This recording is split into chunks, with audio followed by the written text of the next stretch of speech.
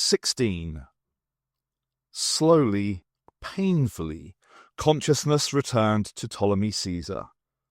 His recollections were confused at first, and for some moments he thought he was still lying in his own bed. But if so, he wondered sluggishly, why did it feel, well, strange? He became aware of a general unfocused sense of discomfort, which gradually condensed into a dull, throbbing ache in his right arm, and a sharper pain at the back of his head. A wave of nausea swelled within, threatened to overwhelm him, then ebbed away, leaving a taste of vomit in his mouth. Why was he in pain? Had he been injured in some way? Was it morning yet? Surely he had already risen. Yes, he was certain he had. And Vitellius had called with Alexander's absurd proposals. Then he had bathed and exercised at the baths, and later he had visited Agricola. Yes, he had, and then... The memory would not come.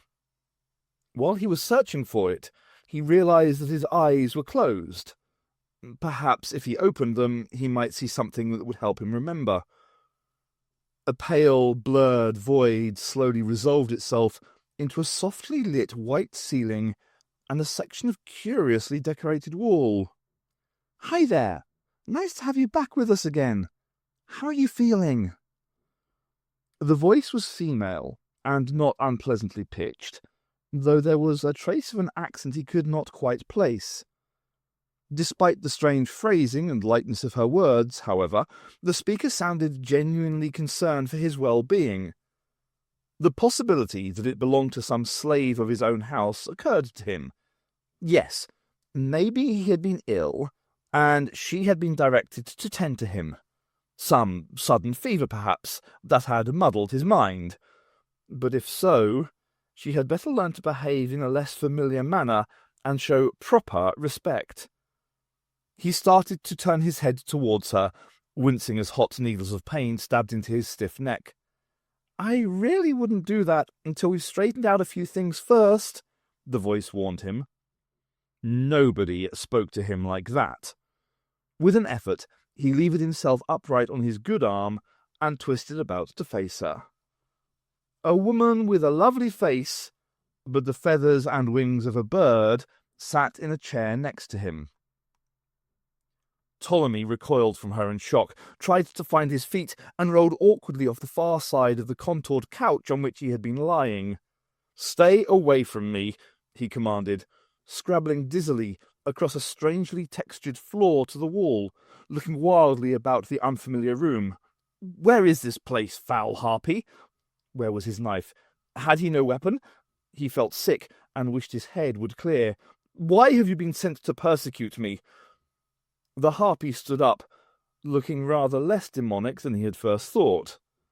He couldn't help noticing her figure, though apparently clothed in fine dark feathers, was surprisingly wholesome.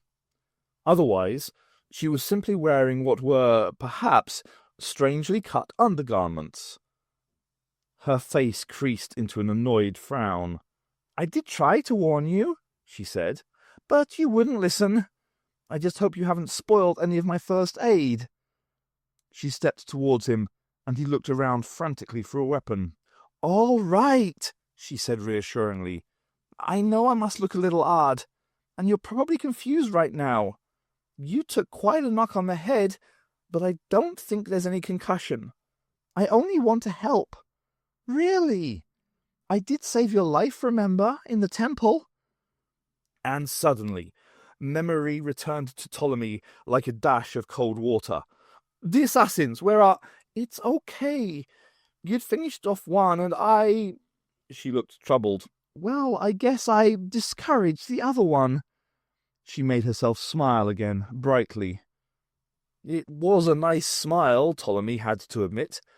Unexpectedly so. For the first time, he realized that the sleeve of his tunic had been cut away, and a clean bandage applied to his upper arm. Cautiously, he touched the back of his head, and found a pad of spongy material adhered to his scalp. "Now, Would I have gone to all this trouble if I meant you any harm? The bird woman inquired, reasonably. Dazedly, he shook his head and winced at the result. So, wouldn't you be more comfortable back on the couch? He nodded, more slowly this time. He gathered his self-control and allowed her to help him up, which she did with surprising strength, and lay him back on the couch. It was a strange sensation, but not as unpleasant as he had anticipated, to feel warm flesh under the soft feathers of her arm, and he held on to her as she settled him. You are real, Harpy, no illusion. You do not feel so outlandish as I first thought you. In truth, you feel almost human. I am human, with temporary additions. Can I have my arm back now? Thank you. Would you like some water? She poured from a flask on a small side table into a beaker. He drank. The water tasted fresh, but somehow different. He realized that, though the beaker was as clear as glass, it was strangely light and almost soft to the touch. What was it made of? And you can stop calling me Harpy, she added. My name is Purpagillion Brown, but my friends call me Perry. She eyed him challengingly. What do you want to call me? Think it over for a moment before answering. Ptolemy carefully set the pseudo-glass back on the table and regarded her with perplexed fascination. No stranger, far less a woman, had ever talked to him in such a commanding, yet familiar manner, almost as though she was his equal and was offering companionship between them. But then, who knew what a peculiar creature like her considered proper behaviour? And she had undoubtedly been kind to him. As he tried to clear the last of the fog from his mind and respond sensibly to her words, another slice of memory dropped into place. It was you who warned me in the temple? He said slowly.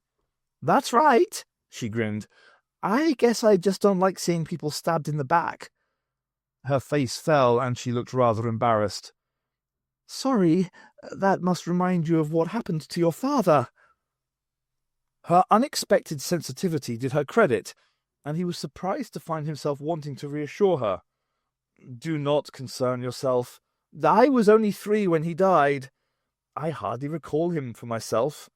I know him only through the memories and tales of others, but that is not answering your question.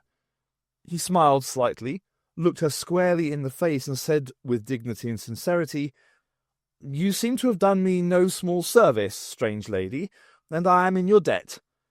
And if it is proper to address you so, then I too would like to call you Perry. He paused, then added, It is a pleasing name to the ear. He was rewarded by the full warmth of her smile. So now, she continued after a moment, I guess you'll be wanting to ask all those traditional questions, like, where am I? Oh, you already did that one. How did I get here? Where are you from? Take me to your leader, and so on. Yes? Ptolemy was disconcerted by her brisk manner. Why, yes, it is true. Yes, it is true. I would first know how long I have been here, wherever this place is. But if you have a leader, should I not talk to him? Perry grinned. Well, there's the doctor, but he's sort of out at the moment. And he's not my leader, we just travel together. But he is not your husband? She chuckled. No.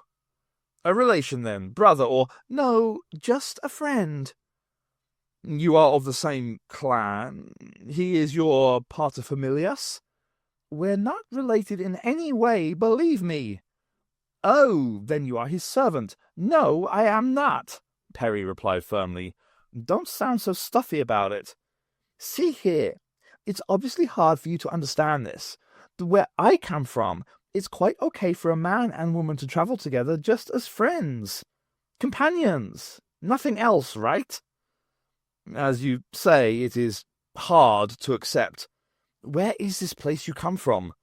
It must be a strange and distant land. He suddenly looked at her very narrowly. Is it from beyond the edge of the world?" There was a very odd emphasis on his words. She grinned.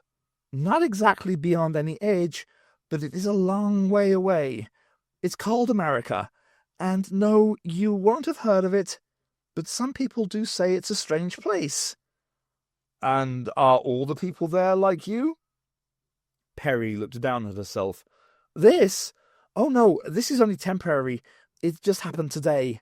This morning I was perfectly normal. Then something weird happened, and, well, you can see. It's actually quite an experience when you get used to it." Ptolemy looked at her aghast, clearly concerned, but also baffled by her casual manner. "This is not a curse that has been vented on you? What god have you offended?" "No, just call it an occupational hazard when traveling with the doctor. Don't worry, he says he can fix it." "This doctor is some style of sorcerer, then?" "You know, that's not a bad description, but not in the way you think. Look, you can make up your own mind in a minute when you talk to him. We've been chatting long enough." She glanced at her watch, saw Ptolemy's curious expression, and let him examine it. He was fascinated by the flickering digits. "You make such fine things in America?" "Well, actually, most of them nowadays seem to come from Japan, but that's another story." "You asked how long you were unconscious. Well, I'm not sure about Roman hours, but by my watch, just over an hour." "Are you feeling steady enough to walk? Because there are a few things you ought to see for yourself. Then there are a few things we want to talk over with you." Resting on her arm, Ptolemy got up and allowed Perry to guide him out of the TARDIS's sick bay and into the corridor. He looked about him with interest. "I do not know this building. Where are we?" "This isn't actually a building. It's more a ship, of sorts." "Of the sea or the air?" "Neither, actually. This is going to sound hard to believe and probably won't make a lot of sense to you, but this ship travels through time and space, between the centuries and among the stars." "You don't know the facts about the stars yet, do you? Well, for example, this morning, from my point of view, I was in Egypt about 30 years ago, watching your mother in her barge, preparing to meet Mark Antony." She trailed off awkwardly, as she saw a look of complete incredulity spread over Ptolemy's face. She sighed. "I know it sounds crazy, but I can prove it. Just be patient." They entered the control room, which was now properly lit, as the power tap from the bomb core was flowing in steadily. But the first thing Ptolemy did was exclaim, "What is the Oracle doing here? Have you stolen it?" "No, actually, you sort of stole it from us." She sighed yet again. This was getting more complicated than usual. "Listen, the same strange accident, or whatever it was that made me change like this, hit our ship while we were traveling through time, made a copy of our control console, somehow, and seems to have dropped it where you could find it in Alexandria, sometime before the Battle of Actium." She took a quick breath. "What you call the Oracle is just a machine packed solid with information about anything and everything in history, with a device that puts that information straight into your mind without you knowing it. No time traveler should be without one." She looked at Ptolemy's awestruck, slightly dazed expression. "Come on," she said, half dragging him towards the doors.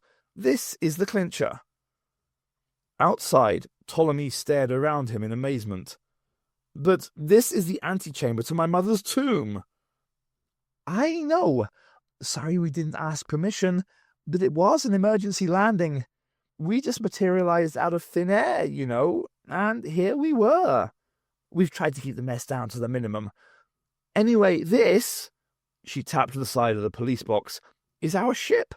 She's called the TARDIS. Notice something odd about her? Go on, there's no better way to find out. Take a walk around her. Remember, it's not magic. It's just a very cleverly built machine." He did so in stunned silence, feeling his way cautiously around each corner, then looked back through the doors into the spacious control room to reassure himself it was real, after he had completed the circuit.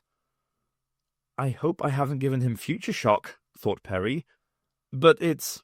Yes, I know. Impressive, isn't it? Now do you believe me? Ptolemy looked as though he was hanging on to his sanity by a thread, and Perry was seriously worried for a moment. But, with an almost visible effort of will, he took a fresh grip on himself and managed to say levelly, "After seeing this, I am prepared to believe anything is possible." "Well, don't go that far," exclaimed Perry. "An open mind is all we want. Now, you'd better meet the doctor." Ptolemy looked about him. "Is he coming here soon?" "Ah, have you got around to something called television yet?" The monitor showed only a close-up view of a pair of boot soles when Perry turned it on. As soon as she called, however, they disappeared to be replaced by the doctor's blandly inquisitive face as he reversed his position on his bed to bring himself closer to whatever the medallion was resting on. Perry introduced Ptolemy. "Greetings to you, Ptolemy Caesar," he replied politely. "I'm pleased to learn you have recovered from your misadventures. Sorry we can't meet in person just yet, but Dictator Alexander seems determined that I should appear as the star turn in the forthcoming gladiatorial contest. I don't suppose you could put in a good word for me and possibly get him to change his mind?" "Good doctor, I would gladly do this thing in repayment for the service your friend Perry has done me, but alas, I do not think my word would carry favour with my half-brother at the moment. In all likelihood, it was men acting on his behalf who tried to assassinate me earlier this evening." Ptolemy's expression was set and composed as he spoke. He had regained something of his normal stoic calm. It was not seemly to reveal private emotions before strangers. "Oh," exclaimed the doctor, "I had a suspicion that might be the case."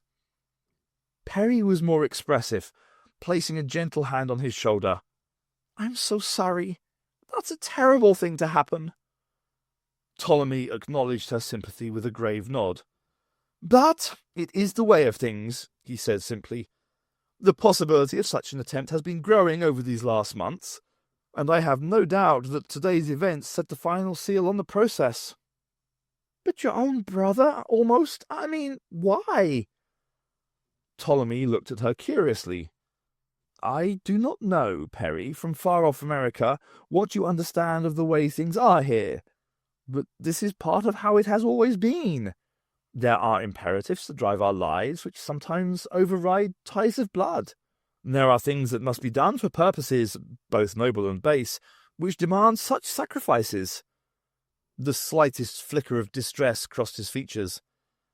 "This is all, I am sure, connected in at least part with the struggle between Alexander and Selene for sole power in the Dominion.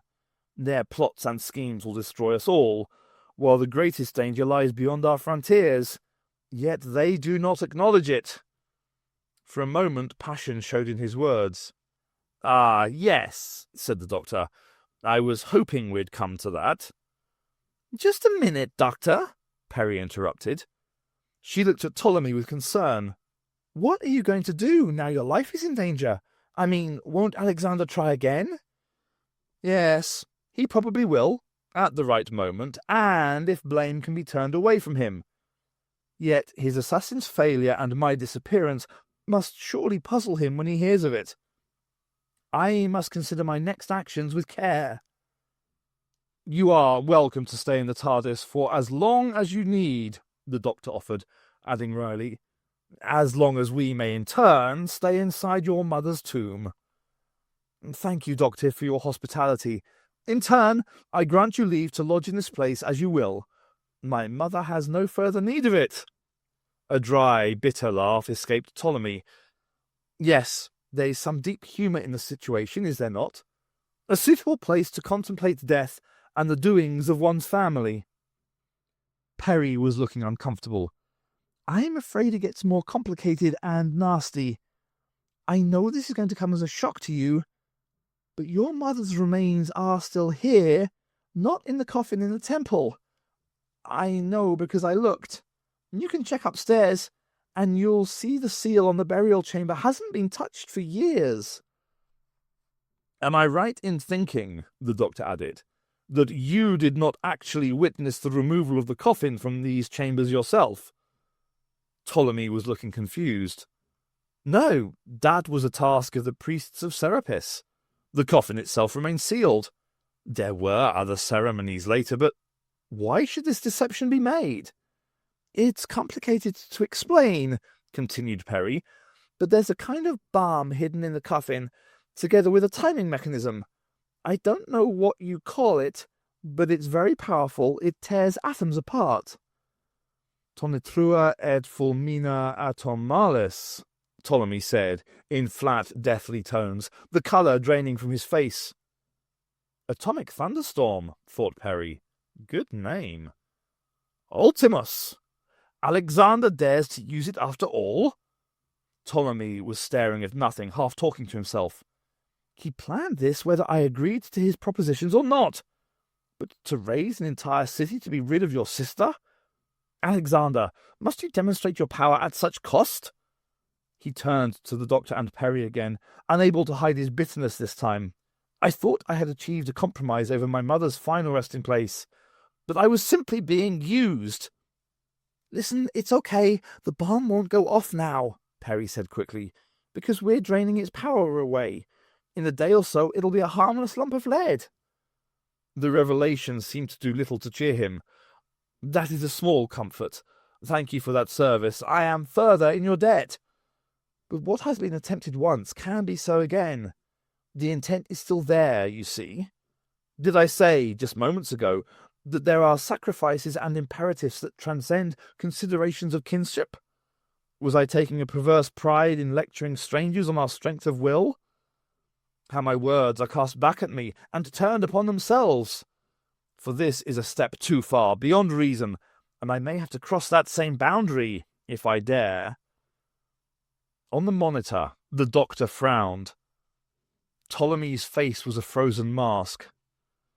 "Alexander," he whispered, "I could have forgiven the attempt on my own life, but what you planned for your sister, curse her own scheming ways that have brought you both to this, that is too much.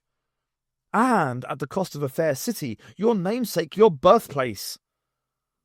Perry said in a tiny voice, "He would really have destroyed a whole city just to kill his sister?" Ptolemy nodded. "And then he would be supreme. And who would oppose him after such a demonstration of power? His plan is not without deeper reason, you see.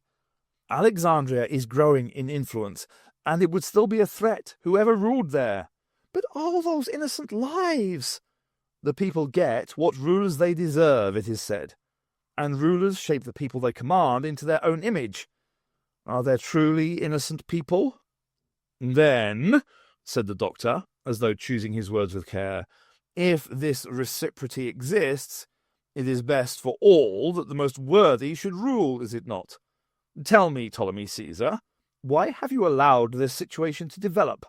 Why have you not acted before now? You are the elder, you must have had the chance, but you threw it away. Was it guilt, I wonder, or simply that you lost your nerve?" Ptolemy's face froze. "Doctor!" exclaimed Perry. "Stop it!"